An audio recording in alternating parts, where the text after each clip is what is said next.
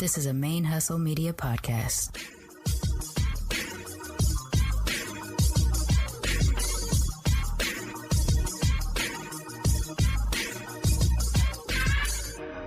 Hello and welcome to the show.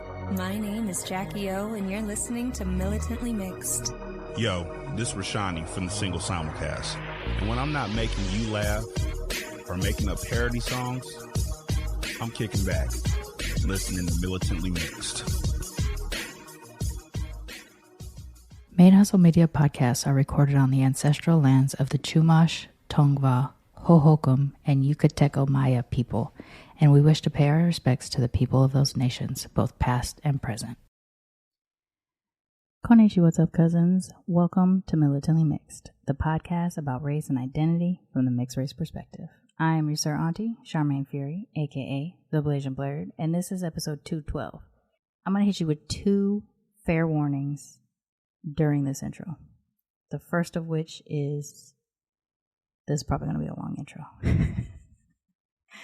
You know, like old school long Sharmane intros, because I got some things I need to say or want to say. Maybe it's not important that I say, but I'm going to say them. The second fair warning will be a trigger warning about the episode, but I'm not going to get into that yet. I'm going to get into the shit I need to rant about first, and then I will get into that later on. So, fair warning. This is going to be a long intro. This is episode 212, and it will air on June 19th, which, for those of you in my international audience, some of you may be aware, some of you may not. I know you're more aware of things that happen in the U.S. than most of you U.S. Americans are aware of things that happen in the rest of the world. Juneteenth is the holiday that commemorates and acknowledges the essential, and I say that in quotation fingers, end to chattel slavery in the United States. Now, emancipation happened on January 1st, 1863. That's when it was issued. That's when it went into effect. But enslavers in Texas thought they were cute and was like, we're hella far from DC. Who's even going to know? We need some more harvests. We're not going to tell them they're free. Now, did they know? Yes. Did they tell their enslaved people? No, they did not. So it wasn't until 2.5 years later that Union General Gordon Granger landed in Galveston and started to share the Emancipation Proclamation with enslaved Africans. So sometime between June 12th and June 19th is when the news started to get out. And the history is that when the enslaved Africans found out, they pulled together their food and their beverages, and they dressed in red, and they had a multi-day celebration honoring and commemorating the end to their enslavement. You may have heard me say on the show in the past that I am a direct descendant of these enslaved Africans. My family is from enslaved Africans in Texas, and we always celebrated Juneteenth. My literal family has celebrated this day for 158 years. Now, my great-grandparents left Texas in the early 1900s, earlier than mid, but not early, I guess, if that makes sense. But they still raised their children and grandchildren, and in my case, great-grandchildren, to celebrate this day. I was one of the only black families I knew that celebrated this day. I would tell people about this, and they never heard of it before. And the only other black people that we knew also celebrated it would be the ones we invited to come to our celebration. In fact, it wasn't until I was an adult that I finally met another black person that celebrated Juneteenth outside of Texas.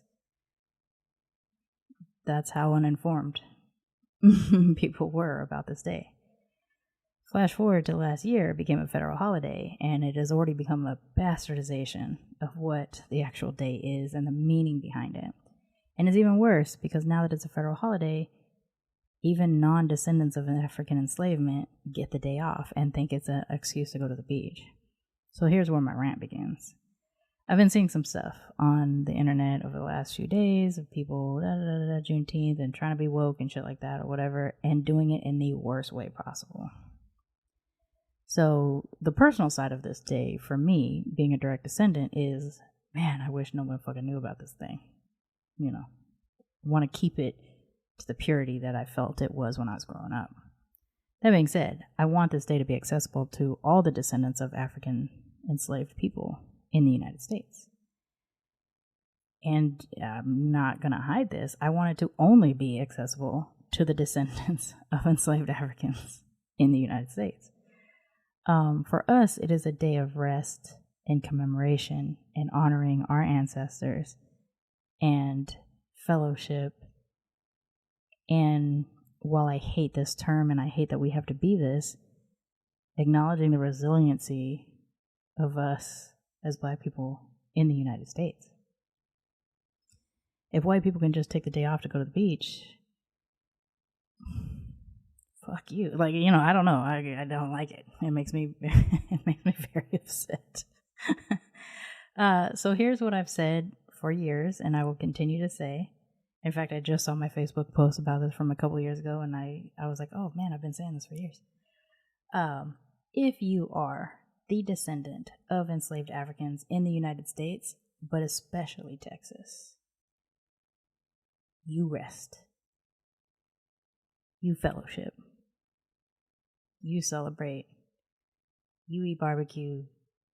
You do whatever that honors you and the people who came before you. And if your job tries to not let you take the day off or forces you to use it as a floating holiday, I mean, fuck them. I don't know. I want to fight that shit. You should get the day off. You should be paid. You shouldn't have any pressure. You shouldn't have to talk about it. And I don't care if you're mixed or monoracial Black or whatever. If you are the descendant of enslaved Africans in the United States, and in particular Texas, this is your day. If, as a mixed descendant of enslaved Africans, you don't have that much access to this day, you don't know much about it, today could be a day of education for you, but it doesn't mean that it is not a day of celebration for you. I don't care how someone will try to hit you with the percentages or whatever. If you are the descendant of enslaved Africans in this country, in the United States, this is your day of rest and honoring of the people who came before us. If you are not the descendant of enslaved Africans in the United States, this is a day of education and service to the Black community whilst not taking up space in the Black community. And you may say, well, how do I be of service to Black people without taking up space? It's a listening time. It's a shut up time. It's a serve time. It is not a, I'm here, I'm an ally, let me ally you the way I want to ally you. This is a, listen, shut up, and serve kind of day. If that's too much for you, then it is an education kind of day, which still does involve listening and shutting up. You can pay with your own money a Black practitioner of anti-racism education, and I mean pay, not go on their TikTok and get their free information blurbs or their Instagrams or whatever. Enroll in their courses, their workshops, what have you. Do the work. Do the work on your own racism, internalized or otherwise. Because even those of us who are mixed with Black have internalized racism. White supremacy is insidious, and it has trained us how to harm ourselves. So we have a lot of work to do too. But if you are not the descendant of enslaved Africans, on Juneteenth, it is not a beach day. It is an opportunity for you to learn. It is an opportunity for you to serve the Black community. And it is an opportunity to make real steps towards changing the systems that are in place that continue to, if not technically enslave us, legally kind of enslave us. So don't be posting no fucking Juneteenth hashtags at the beach when you're not a direct descendant of enslaved Africans in the United States. If that sounds personal, it's because I have a private message call out that I had to do. So yeah. Anyways, I'm not gonna get into that on the show, but shit pissed me off. So yeah. Anyways, I just wanted to put it out there. In terms of Juneteenth and militantly mixed, fun fact: Juneteenth 2018 was the date that the Militantly Mixed trailer dropped. The first announcement publicly that Militantly Mixed, the podcast, was about to start happening, dropped on Juneteenth 2018. Hella intentional. I was acknowledging the freedom of my ancestors through a chosen freedom to become a mixed race podcaster at a time when there weren't any active mixed race podcasts. It was an act of liberation. It was an act of freedom. And I wasn't ready to actually release the show on Juneteenth. Plus, it being a more general mixed race show versus specifically a black show, I also wanted to separate the anniversary from Juneteenth. That being said, trailer dropped on Juneteenth. 2019, I did my first Juneteenth episode. I think 2020, I did one also. And I will continue to always acknowledge Juneteenth publicly. It is an important day in my own direct ancestry, but also important to Black people in the United States at large. This is the first year that I will be living not in the United States for Juneteenth, and I am going to be attending a Juneteenth event that will be put on here by some of the people in a Black expat group that I'm in. It'll be my first social outing, really, with strangers, I guess, since I've been here, which I'm really looking forward to. But it also marks a change in the way I approach going forward, how I acknowledge and celebrate this day. There will always be the aspect of it that's important to me as the direct descendant of enslaved Africans in Texas, and even more so the first Juneteenth. But this year I chose liberation. I chose my own liberation. I decided to leave the country that I was born in to live in a place that I would not necessarily experience some of the same disenfranchisement that I experienced in the United States. That doesn't mean I won't experience any disenfranchisement. That doesn't mean I won't experience any racism.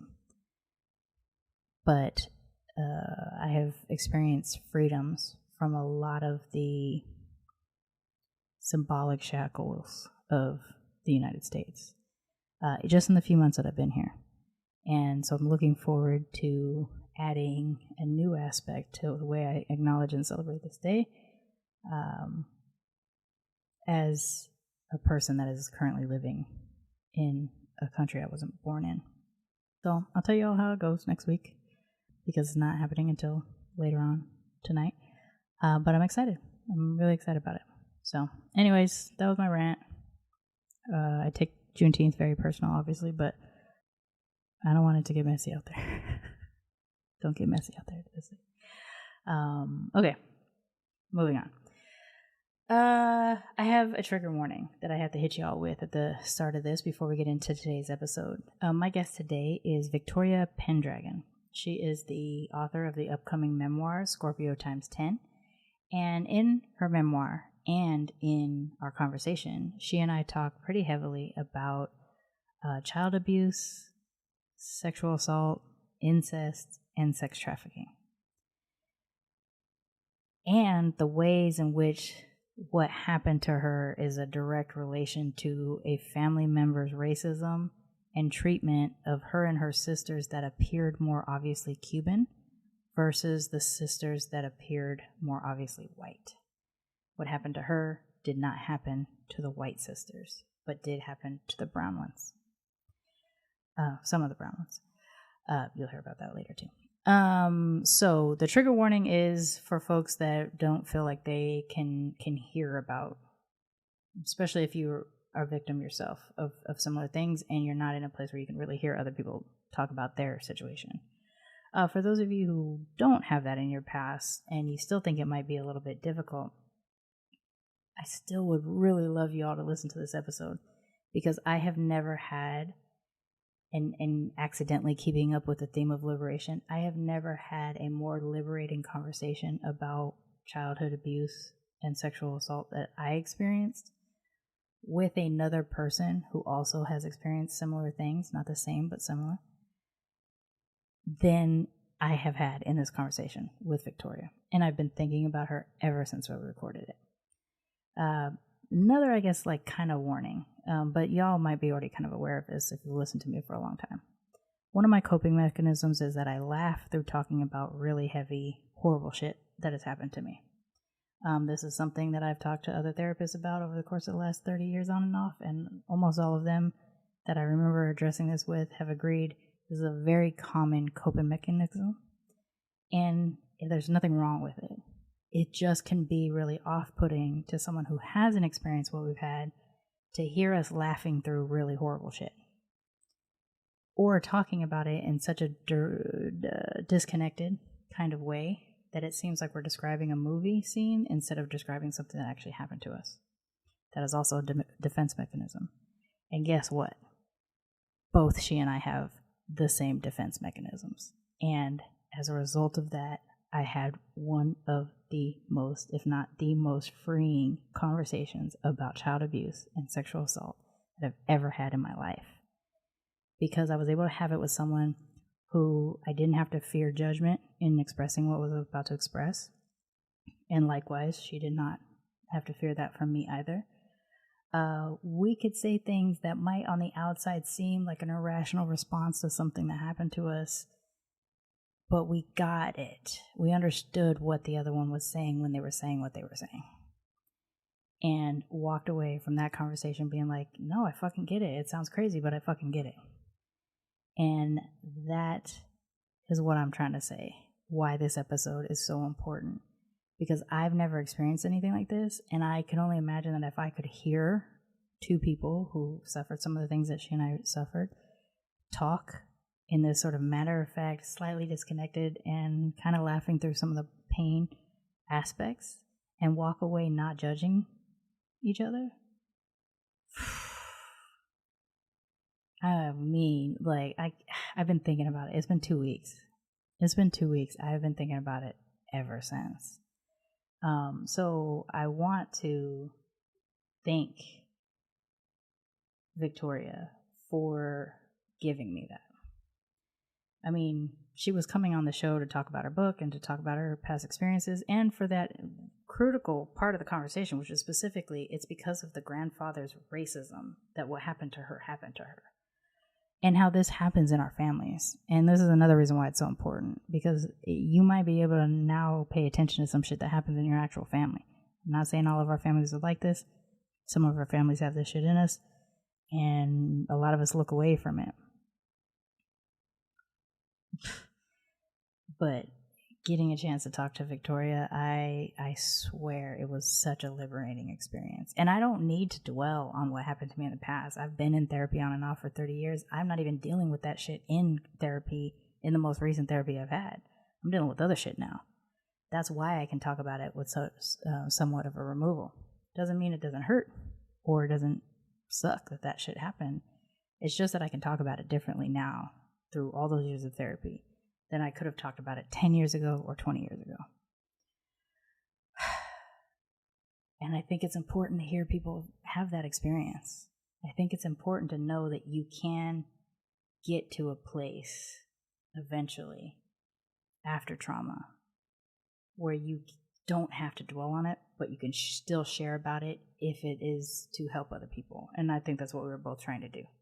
Her in writing the memoir to help people and to close the door on it, and me in also just, hey, guess what? I've experienced some of what you're talking about too. Let's talk about it. So it was amazing. And I do want y'all to listen to it. I understand there's going to be a few people that probably won't be able to. But if you can try, please do, because it was an amazing conversation. And we really, really get into that strange dynamic that happens in mixed families where racism is the reason why some of the trauma happens. Inner family racism. Yeah. So at the time that I am posting this episode, we do not have a release date on the book. The cover's done. I've already seen it. I know that she's going into publishing soon, but the publisher themselves have not given her the actual date yet.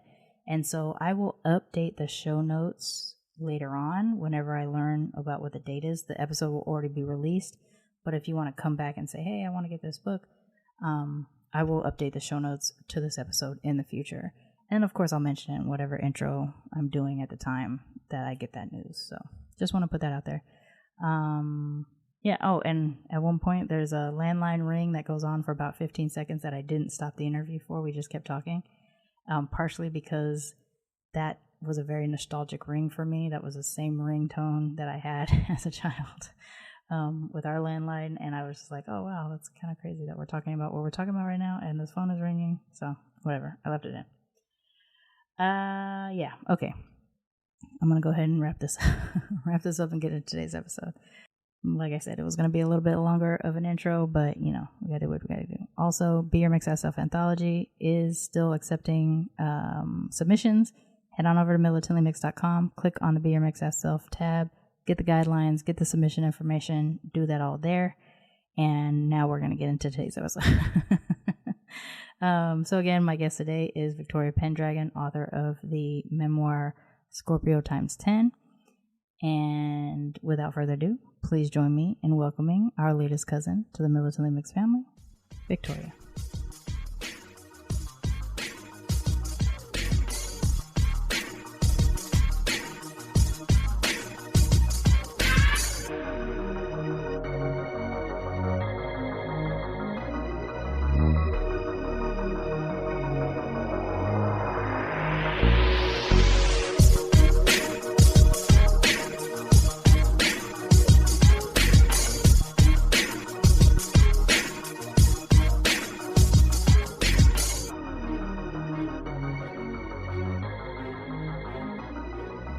Today, I am joined by Victoria Pendragon.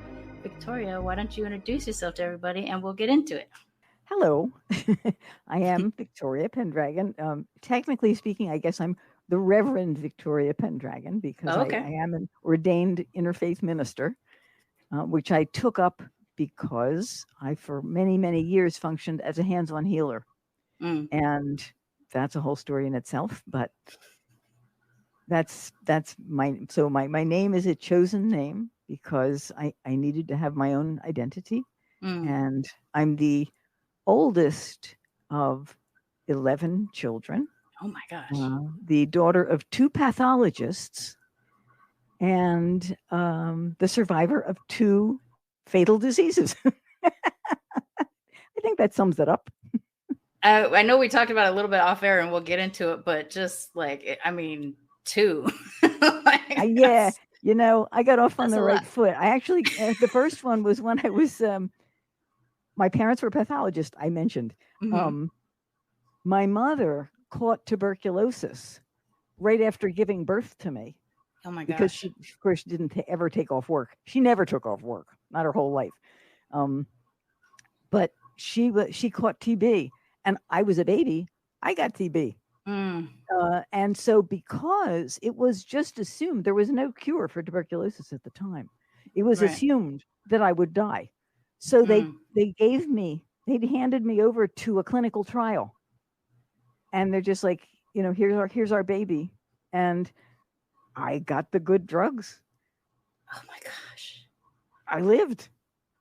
Oh my gosh. So that's how I started. And I wasn't even, when I was breathing, I think I knew what was going to happen because I was born not breathing. I had to be revived. Oh my gosh.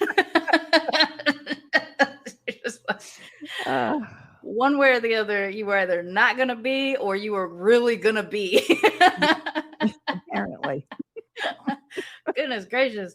I wonder if one of my maternal side aunts had tuberculosis as a child and still test positive for it, although didn't have the major health defects as a result. And it's probably because the clinical trial that you were delivered to that my aunt ended up being able to get through the it. Good drugs. Oh my goodness.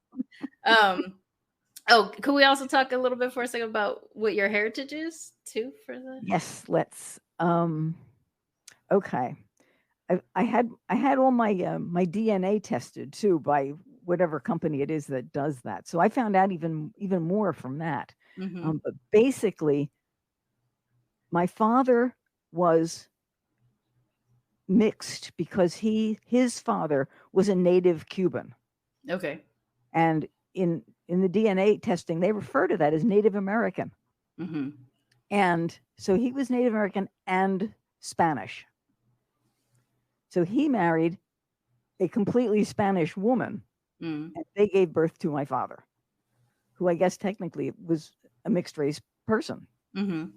In retrospect, my mother, on the other hand, her whole thing is like, it just says Northern European. It's basically German. Mm-hmm. And however, some Welsh is thrown in there. And at the top of the list of what makes up the most of me in this DNA thing, it says Welsh, oddly. Yeah, I'm a Welsh too. Are you really? Yeah. So it felt natural to me when I wanted to change my name to take the name Pendragon, which comes out of that whole history. So. And Welsh are the only people whose national flag has a mythical being on it, which is a dragon. I never thought about that. It's true. So my British side, I was telling you, my dad's side is on one side Black and white British, but that is a combination of Welsh and English. So they're darker haired, blue eyed. They also descend way back from like Spanish pirates and stuff like that. But they also have a name, Trahan, which is like dragon battler type of thing. Like dragons are very much a part of like the Welsh history. So while they did end up in England, like part of the Welsh part of them was still very heavy by the time it got to me. And so I'm only really just starting to like learn a little bit more about the Welsh because my nan had a very English identity, and stuff like that. So, and a monarchist too. So there's that. But yeah, the Welsh is actually pretty heavy in the numbers for me as well. So that's your ethnicity. How do you identify yourself? Like if you were to, I identify as. Hard to say. I don't think anybody ever asked me how I identify because I'm just such a melange, I'm a stew. Yeah. I'm all these different things. But I look and always have looked like a Cuban. Yes, you definitely do have a Cuban look to you for sure. Yeah. I for me, like I like to, give people room because I think in a lot of cases, and it's anybody because a lot of the folks that come to the show don't often get a chance to talk about mixedness. I mean, some do. I have some professionally mixed folks on here, but some don't. And so I try to distinguish, like we have an ethnic identity, but we might not be able to have access to some of that, or whatever. Like your Taino past, probably it's there in your DNA, and there's definitely things going on, but you may not. The native aspects of where you come from, how much of it got passed down to you, you may not have that much access to it, but it's still there. It's still part of you. In my case, I mostly tell people my identity is Black, Japanese, and like white British. And I say white British versus, or I'll say colonizer British. I'll say that versus like English or Welsh, because I want to make it clear that like the cultural identity of Britishness is what I was raised in, not necessarily like a generic English or Welsh culture. And then my mom's white side is like a Appalachian, Scots-Irish, German type. Don't really know how they identified, to be honest. I think they identified as Appalachian. So whatever came from the old countries was gone by the time it got down to me. And so it's not a part of the way I identify, but it is a part of what I list. Like, this is what I know I am. Here's what I have access to, and here's how I identify. And I am making that available to myself opened up a lot of space for me to just like, it's okay if you don't have access to something. You can still be your mixed self without knowing everything, So that's why I asked the question, actually, is because I have a tendency to identify more as Cuban simply because that's why I had the childhood that I had, which was very unpleasant. And it was because my mother's father, who had been, he was one of these people that made, in the 20s, he made like a gazillion dollars and lost everything in the crash. And at the time of the crash, he had a house in Beverly Hills, a house on the Jersey Shore, and another house in the Pennsylvania mountains. So he was rich. And the only reason he let his daughter marry a Cuban was because my father's family had a boatload of money also. So man, he the wanted let to make daughter marry sentence is heavy. That is a heavy so sentence. he would never have let her marry someone of that ethnicity if they had not been loaded, but they were. However,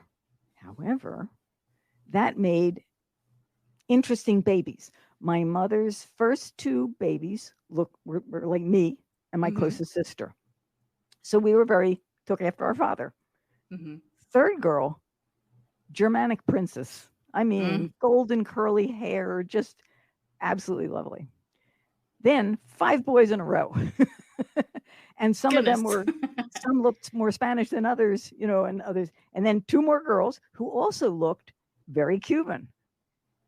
And then just a little white boy. And so it was the whole family was a mirror of mixedness in so many ways, because like my skin tone was nothing like the third sisters.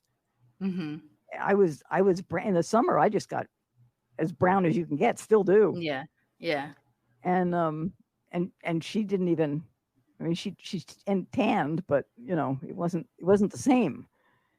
So it was interesting within the core of the family, just all the differences that there were between us. And because my closest sister and I, she's now deceased, because we were the first 2, and because I like to call him my evil grandfather, because I didn't know my other grandfather, because he died when I'd never met him when he died. I was in high school, but I'd never met him. My grandfather, because he needed money to support the lifestyle to which he had become accustomed, he, first of all, got in a horrible automobile accident. He didn't cause it. He was in this accident, but maintained that he had been crippled by the accident. He had not. Everywhere he went in public, he went on crutches. But he was faking? In his house, he hung them up on the wall and walked around. He was a horrible, horrible person. Wow. So when he saw his daughter give birth to these little Cuban girls, he wasn't exactly showing them off. However, he did sexually traffic us. And he would say, "Oh, can I have the girls for the weekend?" And then the girls for the weekend got taken out to the woods and tied down and raped, essentially, by numerous men. And he was making money off of it. Goodness gracious. And so he could support himself in the manner, not quite in the manner to which he became. He had to give up the house in Beverly Hills. But he kept the other 2. Oh, my goodness. And so that affected my entire life. Of course, yeah. I don't know any other way to put it. I managed, my sister and I had 2 different responses to this. God bless her.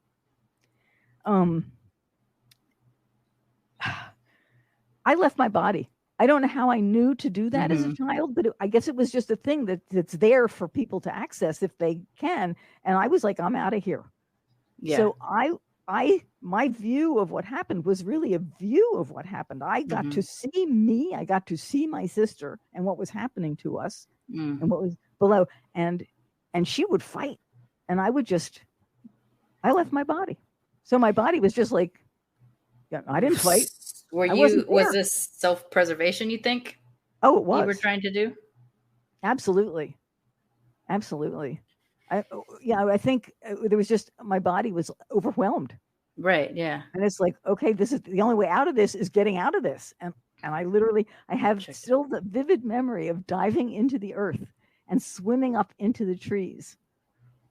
It was very cool. So that was like how you were mentally processing the moment or what was happening in those moments. Yeah. And so she got thrown in the trunk and taken home in the trunk for acting up, and I got to lie in the back seat. Oh my gosh. As a benefit for your behavior? Yeah. Goodness gracious. Good. Oh my gosh. So one of the things that we had talked about offline was that you recently have written a book about this experience, especially as it relates to the difference between how you and your browner sisters were treated versus your more white presenting sibling. Well, it's just, I assume it's just the girls then. The boys. He wasn't interested in the boys at all. And so he didn't just even pay attention to them. Nope, they didn't get invited down to the shore for weekends or anything. Oh my goodness. It was like they didn't exist. I don't even know. And the final two girls though really lucked out because they did look like my sister Debbie and I did. But what happened was, this is one of the best days of my life. I was handling the house for my mother. I was being the housekeeper because they couldn't find one. And I arrived at the house and she goes, and she tells me, she greeted me and she said, my father's in the hospital in Philadelphia and he's dying. And I was like, hot shit. Great. Yeah, but absolutely. But I am going to go and make sure the bastard is dying. Interesting. And meanwhile, my mother's going, it's such a shame because your two sisters, they were supposed to go visit this weekend. And I'm like, I have goosebumps just saying it. I have goosebumps all over my body. I was so relieved. Right. Because what happened to us would never happen to them. So that was probably when it was going to start. But it for sure. Happened yet. Oh my goodness. Because they were two Cubans, because the little curly haired blonde golden girl, she never went for that. That didn't happen. They took her for weekends, but they had pictures of her sitting on a cushion on a fur cushion with pearls draped around her neck. She was the queen.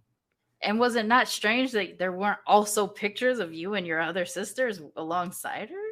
Yeah, you might think that if you were thinking, but my parents, I think, had a lot on their minds. I don't know. Oh my gosh. So, I mean, yes, I agree that is like the best news ever. I shared a little that I also come from an abusive childhood. And when my father was dying, I had already said like goodbye to him a couple of years before he died. But when I got the call when everybody was like, he's dying, you got to go see him. I was like, I already said what I said to him when I was 17. I didn't need to do it again at 21. I chose not to go down because I was concerned that I would actually murder him. I get that. Like being in a vulnerable state, your whole childhood and stuff happening to you. And then you get a moment of seeing them in a vulnerable state. Like the way I fantasized about it, I was like, this is not a good thing for me. Cause I might just like, I don't know what's going to happen to me if I see him. So I ended up not going. The only thing I feel bad about is that I wasn't there for my brother, and my half siblings don't know me and I don't really know them either. So they also were spared. So they have a angelic view of the memory of their father and won't speak to me because I know the truth about my father. And since my brother blacked out a lot of what happened, nobody believes me. So, so I'm part, I'm the big bad scary wolf family member, like you and I were both saying earlier. Well, I have to say I was incested by my father. But he was kind. He was gentle. He approached it like I was his lover. I don't know what else to say. It was not right. Yeah. But it was kind and gentle, and it screwed me up for life. I think more than fathom. It was like the effects of that, I think, were actually more traumatic to me as far as relating to men went, right, than being raped in the woods. Sure, yeah. Because this makes sense to me, because I know it sounds wild, but one is in violence and one isn't. Right. It's a different kind of violence. It's a different kind of violence, I guess. But it was completely loving. It was educational. It was gentle. My mother knew what was going on. Oh my by the way. She knew it was happening. We have some of that in my family as well. To me, it was a gift in so many ways. Actually, it's kind of interesting because I went on in my later life to become what's called a death doula. I just had a natural gift for helping people cross over, meant for allowing them to let go, and I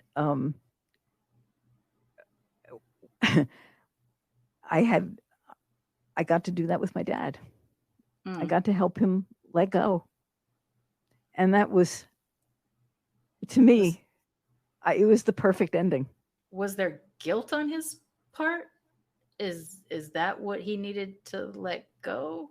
Or maybe you don't know. Oh, he had a lot of things. He had a lot of guilt to let go of. Yes. I'm like, I don't even know how to fathom.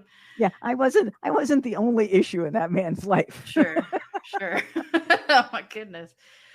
Is this also included in what you've written? Yes. Okay.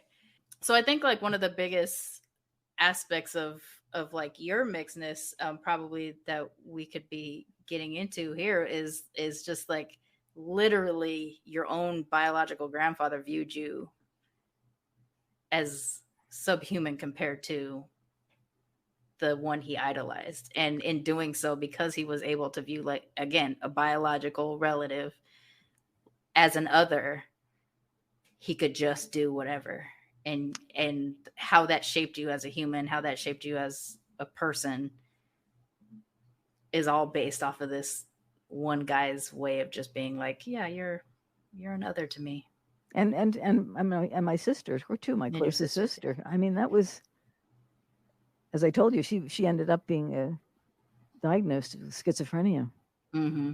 And the reason she got diagnosed was because she kept going to the police. She had gone to college, and she kept going to the police and telling them that men were after her, men were chasing her, men were hiding behind walls waiting to rape her, and she couldn't get it out of her head. Mm. And it was, the boogeyman is literally around the corner your whole life. And then, so how do you adjust to that when you're out in the world? Like it makes sense as a trauma response that would have happened. So how did you manage, like, therapy? What what made you a regular person? Therapy happened eventually. Yes.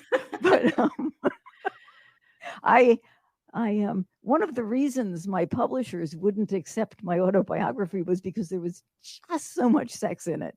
Yeah. And that's because I acted out until I was, golly gee whiz, pretty old. Yeah. I was at 35, I became a Playboy bunny. This is not where you want to put somebody with a background like mine. So and yet it's so accessible to people with backgrounds like yours. Yes. Yeah. So it was, I was into my 40s, I think, before I actually, because this is what happened. I got this disease, diffuse progressive systemic sclerosis. And this is number 2 of the 2. Yeah. Life-threatening. It's the one that made my hands be like this. Mm-hmm. But my whole body was like that. And I became a guinea pig again, just like I was when I was a little kid. And this time it was for a clinical trial for a technique called extracorporeal photophoresis, which means outside the body, extracorporeal. Photophoresis is this treatment that involves light, hence the photo bit.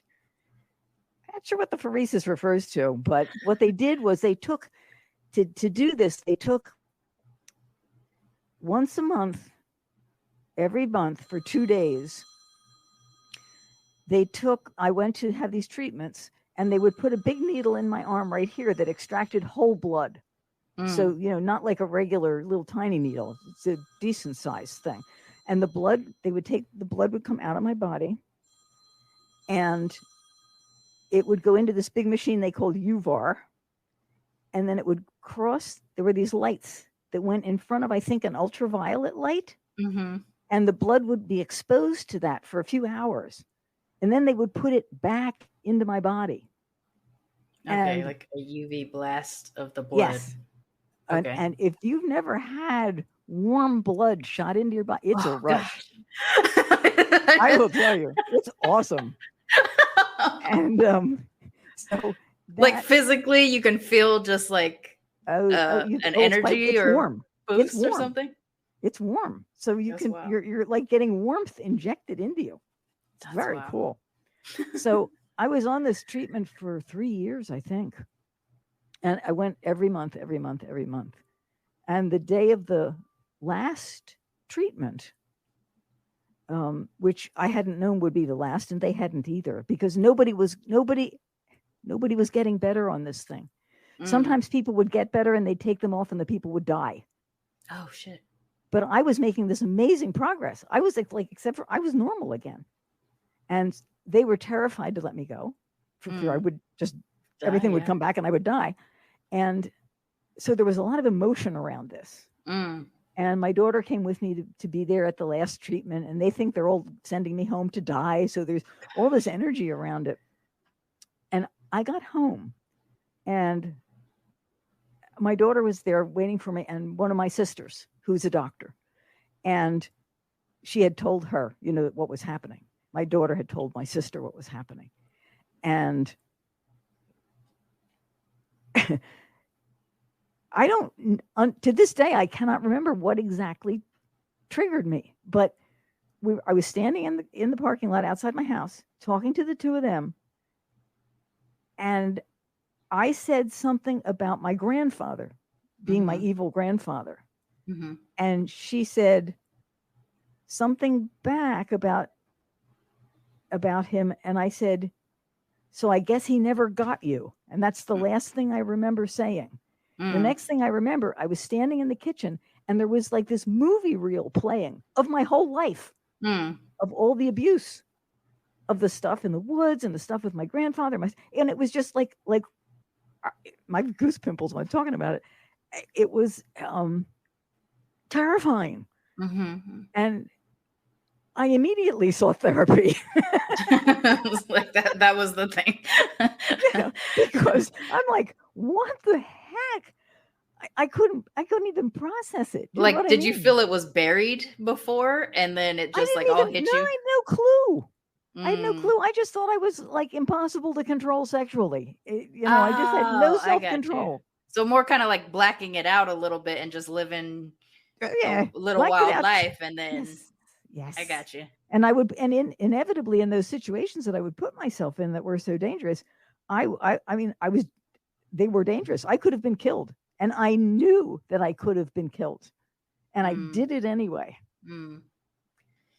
But you just can't account for like the way sexual trauma affects, because I was raped at 12 by a person in the neighborhood, a familiar person in the neighborhood. And I ended up telling a gang member that was in my neighborhood also, who was 23. Again, I was 12.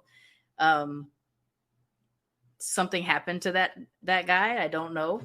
All I know is that something happened. and then that same person, to help me, and I'm doing this in quotes, not be afraid of sex going forward, had sex with me to help me. Like you kind of said, it was kind. Mm-hmm. And things like that. And for many, many years, I viewed it under that lens of this person helped me out. And then just one day in my mid 30s, it smacks me in the face. Oh my God, I was 12. Like they were a full grown ass man. Yeah. And it's complicated that it was both kind and creepy. You know what I'm saying? Like it's so I have reframed it in my head now as a 45-year-old, 45-year-old person perspective, and 12 to however long I thought this was an okay thing that happened. I acted out too, though. Like I had my period of time too. I was out on them streets. You can't account, like your brain. What does your brain do? Like it almost like it stops developing sense. For a period of time, and then one day sense kind of smacks into you, and you're just like, oh shit, I got some stuff to work on. Why am I having a panic attack while I'm driving? Like all of a sudden. So yeah, I mean, you can't. You just can't like hold yourself. How do I want to say this? I mean, you have to get to a place where you can eventually hold yourself accountable and like process and stuff. But there's a period of time you probably actually cannot. I think you cannot, especially if you're a child. I think it's just overwhelming. Yeah. And you can't scare. And you almost need to see models in the world, and sometimes you don't see it until you're much older, of it not going that way and being like, oh, you mean I could have had a life that didn't include this, horrificness? And then and learning that, you're like, maybe I have some damage that I could probably talk to somebody about. So I am very pro therapy, because I definitely became a far more functional person as a result of it. But there's a good chunk of time where self-preservation was shown in very strange ways. Yes, I do. So, I mean, I get it. And also like the way that I process, I mean, I do talk about different abuse and stuff like that a lot. I also make a lot of child abuse jokes, self-deprecating types of things too. And it's like part of the way, like clearly things still not all the way processed. And so I have to laugh my way through it so that I don't like fall apart. It's all stuff I'm aware of, and yet still do it, you get to it when you get to it, I guess, is kind of how I do it. Yeah, it's interesting for me as a person who forgot everything to speak with someone who remembered and functioned. Yeah. It's and how different and yet how similar the end results like kind of the same path. Like it's different, but some of the same things happen. So like maybe like neurologically something happening when, especially at that pivotal time when you're in that puberty age and stuff, and when things start like, because you can abruptly go from non-sexualized to sexualized like that. I mean, I went away for summer school, like summer 6th grade, flat chested, no shape to myself, whatever. Actually made fun of being so underdeveloped compared to other people. Yeah, went away for the summer. Like I went from one parent to the other. And when I came back, I was a full like B cup and I had curves, and I got attacked in the school locker room in 7th grade by other girls because they didn't believe I had developed. There was, they couldn't conceive of the little like flat-chested person with nipple hills. I had like little protruding nipples, and that was basically all I had. Could go from that to that, and plus all the boys started paying attention to me at that point, and so I became a threat in that respect. Which again, I'm just walking around just do. But in that period of time, that's when all this like sexualization started happening, and the way I charted through, like I didn't forget anything. I remembered most of everything, I believe, that happened to me. I would seize up in different places. Like if I drove past the place, or if I was in a car and we drove past the place, like, my body would tense up and stuff like that. Even as an adult, I tested it out. I went back to that neighborhood and I like drove past just to see what would happen. I had people with me, and so I was able to kind of mask it a little bit because I had my now husband and one of my childhood friends with me. And I was like, yep, that's where it happened. I know I was feeling things, but I was trying to mask my behavior because I didn't want to make these guys uncomfortable. But I think like the way something happens and the way our brains develop after something like that. So we got to go down this acting out path, and something has to pull you out, because I know the other side of it. I have cousins who have very similar experiences to me, and they didn't make it in the same way, you know. You say that, it's interesting to me. My mother, of course, knew what was going on with my father, and was there and active at the in the project sometimes. But she actually, at some point, and I'm trying to remember when exactly it was, she turned over to me my records from the pediatrician that was seeing me at the time. So I have actual records of vaginal discharge and stuff like that at age 5. No kidding. Yeah. So, I mean, and so the doctor had to know this was going on. That's the other thing. Like, there's so many adults that could have interceded at some point. Like, yeah, what the hell? Yeah, I mean, I think that's why, I know when we were talking offline, it was the concern, like, can we get into this discussion? And for me, I don't want to shy away from discussions like this, because there's somebody else out there who's experiencing it and maybe not able to talk about it, or can't even fathom actually hearing people talk about it. And and hopefully hearing, like, I mean, I know I just met you, but I feel like we're having a very functional conversation. We seem to be managing, in whatever our life is. Doesn't mean that we don't have our dark paths and, things get hard sometimes or whatever, that it backs up on us. But, we're still able to actually communicate about it. And so hopefully someone who doesn't have that experience could hear this and maybe take those extra steps, or, even just trying to be a safe person. Definitely seek therapy, because absolutely. I as soon as, I mean, I was like knocking on therapist's door the minute everything came back, but I had my last session with a therapist around this about 6 years ago, and I actually it was done. I had my last horrible nightmare 6 years ago. I have it in my diary somewhere that I wrote it down, but I didn't know it was going to be the last one, but it was. And I was in my dream. My poor husband, God bless him, he's the best man. I wake up to find myself like thrashing, trying in my head. I'm dreaming, and I'm trying to drag my sister behind me, and I'm running away from the men in the woods in this dream. I'm running through the woods. I've got away. I've got escaped. So I'm acting this out in my sleep.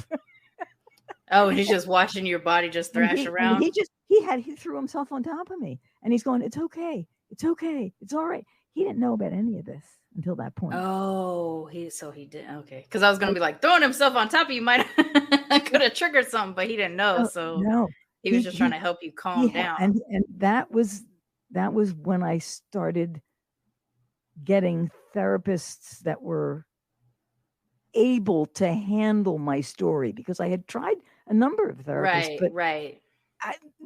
Some of them didn't believe me. One of them said I was making shit up. Yeah, I need the attention.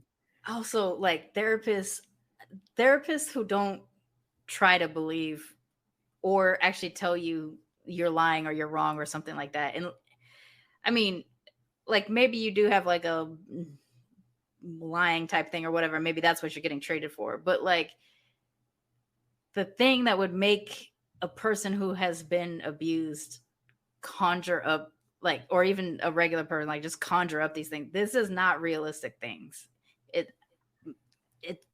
I couldn't begin to understand how you could fake it. I don't know. You know what I'm saying? And if you were faking it, I think a good therapist would know. Right. I think you could tell. I've been told I was, being stupid about something before from a therapist, and I just remember thinking, like, why did you take this job? Like, if this is the way you're going to treat people who need empathy, you don't show up to therapy because you don't need someone to hear you, someone to understand, someone to help you process. So yeah, I don't understand some people who choose to go into therapy and can't hear a person who is dealing with suffering at whatever level they're dealing with it. Like you, I don't feel like when I go to therapy now that I don't necessarily need to deal with the stuff from the past. Like, it's there, it's present. I've come to peace with it in however way I can, like, it's never going to be undone. The thing happened. So it just is there. It's just a part of the makeup of how we are and stuff like that. But like, I don't need, like, you had your last nightmare. I don't get tensed up in certain situations because it triggers a memory or something like that. It's just, it's more of just like, oh, that kind of reminds me of such and such. Maybe be a little bit more aware right now. Like different things are present now that weren't present 5 years ago, 10 years ago, 20 years ago. So for therapy, as long as you can find some, but yeah, like there's some people who straight up can't handle, like they need to specialize. You need to be able to be specialized in like childhood sexual trauma or child abuse or something like that. I would think so. Although I'll tell you, one of the most, how shall I say it? Effective, I guess. One of the people who helped me move along through like the dregs, because I'd already been to regular therapists. I went for an acupuncture session. Oh, interesting. And it was just supposed to be acupuncture. I was having trouble with my intestines, and that was that triggered the dream that I told you about. And I thought to myself, this woman is doing something to my body that my body is responding to. Like you had it all blocked up physically. I went back to her. I saw her once a month for 2 or 3 years. And during the first, I would say, year and a half of that, we worked through all this stuff, came up and out one way and another. One time I was on the table and I hear this voice that sounds like it's like way going, Victoria, where are you? And I heard the voice and I said, my body's lying on the table. I said, but I'm up on the ceiling somewhere. And I had literally left my body like I did when I was a kid. So she was talking to you to like points. Noticing that you were checked out, and she was trying to bring you back into like being physically present. That's wild. It was. I mean, she was that good that she was hitting points that were allowing me to process, and at the same time keep me present for the processing. Therapy can happen in really weird places. Sometimes it's hearing someone else experience something. Sometimes it's therapy. Sometimes, like for me, what I've noticed in terms of my depression, like triggers the things that really trigger major depression. I have been actively resting a little bit more. I'm still dealing with some guilt for resting, but I'm trying to work myself through it. Please do. But like being in a hammock or swimming lately is what I've been doing a lot because of where I moved. And I've like the therapy that's causing, like I'm not having to talk to anybody. I'm just having to sit there and just be quiet with myself. I think it's the sensation of like just hanging or whatever. I don't know what, floating, whatever. Yeah. Like that is a very calming thing. Like you just have to find the thing, and it might be multiple things, but once you get it, it really does help, like, blow away some of that stuff. In writing your autobiography, was this like another way of processing it, or was it more of just like, let's get this out into the world? It was it was like sort of wrapping things up and tying a ribbon on it, and I wanted more than anything, and if this ever, I don't know why we're having difficulties with my publishers at the moment. It's been a horrible experience. But on the back of the book, I have a little paragraph that says that I have written this book so that people who have been abused or have suffered at the hands of someone else will speak up and speak out and say their truth, because the abusers want you to not speak. They want you to be scared. They want you to be frightened. And the only way this kind of thing will stop is if all of us speak up. Yeah. And it says that on the back of the book. I'm very plain about why I wrote it. Is the book titled? I realized. Yeah, it's called Scorpio Times X. Okay. And so right now you did mention like something's going on with the publisher, you don't have a date yet, or when. Yeah, I don't have a date for release yet. Yeah. So since we can't actually say where people can get it or anything on this episode, when you do find out, let me know, and then I'll mention it in a future intro of the show. But then I'll also update the show notes so that people can actually see a link. Oh, thank you. That'd be great. To this, because sometimes people don't listen to it like right when it comes out. Sometimes they dig back into the crate, so I want to make sure that I keep that link as active as possible. Okay, I'll get that information to you. Thank you so much for coming on and sharing with me. I know that what we talked about was not the easiest thing to talk about, but you're one of the few people that I've spoken to about a subject like this where we didn't like melt down into tears and emotion, where we can actually just kind of like talk it out. Like, so, I guess to show people like you can experience something like this and you can still get to a place of being functional about it. And sometimes it does sound like I'm talking very removed from a thing. I might laugh a little bit way through it too, because that's the way I process stuff, but like for people that are out there that are hearing two people who have experienced some kind of childhood trauma, to be able to say like, I got to a place to be functional, knowing that this was my past, and it doesn't have to be a part of every aspect of my life going forward. I can find ways to function. And so I appreciate that you took time to share it with me, but also whatever is you're going to be sharing in your upcoming autobiography. Since we did talk about such a heavy topic, and since it did have a lot to do with just like your evil grandfather's view of you as different than the chosen grandchild, what is something that you actually really love about being mixed? What I absolutely love the color of my skin. Honestly, I had a feeling you might ask that, and I thought, well, what do I? And I thought, you know what? It's my skin.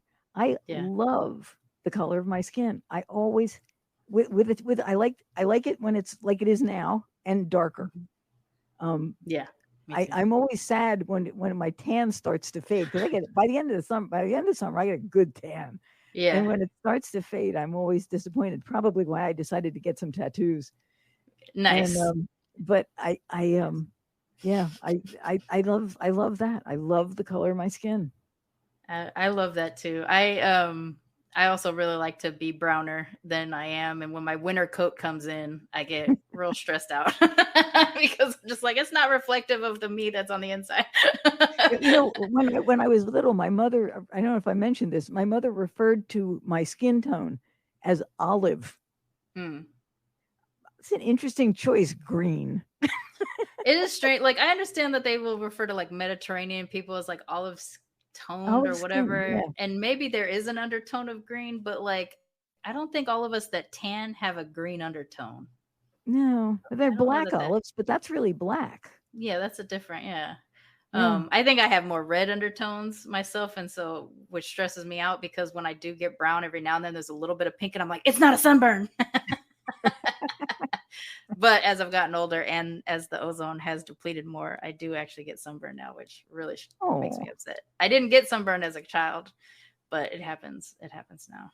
I just think it's like the white side of my ethnicity being racist against my own body, and I have to fight it from within. Why don't you tell people how they can find you on social media, so that as the book starts to come out, people can actually see more and hear more about you? I am on Facebook, of course, and Twitter, and I don't do the other one because this is not easy handling an iPhone. Yeah. so for people who can't see, for people that can't see, Victoria's hands are like your fingers are kind of curled in, and it's static, right? You were stretching your hand out as much as it could. So for people who can't see right now, that is what is happening. You are still a painter, though. You've made because and this is the joke. This is the biggest joke. I am fully functionally ambidextrous. Not only can I write with both hands, I can write with both hands with a mirror, or I can write with both hands regularly. Okay. I'm seriously not lying when I say this about the parallels between us. I was ambidextrous as a child, and they put me in class, and I learned like the writing backwards, writing through a mirror, writing both sides. And then we moved, and they didn't keep it going. So now it no longer looks the same. But I do some things left-handed and some things right-handed. And so people are always confused about what's my dominant hand. And my writing dominant hand is my right hand, but I do almost everything else left-handed. Interesting. That's so funny. It's strange that we have that kind of parallel. Like this is like yet another parallel. What is the handle that you have on Twitter? Is it just your name or? No, actually, I think it's transformative RT. Okay. So it's like transformative art, but you know, it's transformative, and I think the R is capitalized. Transformative RT. I could like the letter R and the letter T. And the letter T, yeah. Okay. All right, I'll get that up on the internets so that they can check you out. But again, thank you so much for joining me. I really enjoyed speaking with you today, and hopefully we'll get more chance to chat again. That'd be fun. That'd be fun. You can come visit sometime. Yeah, actually, I'm really curious about your house. I definitely want to see that. Yeah, and the whole neighborhood is. Is it like?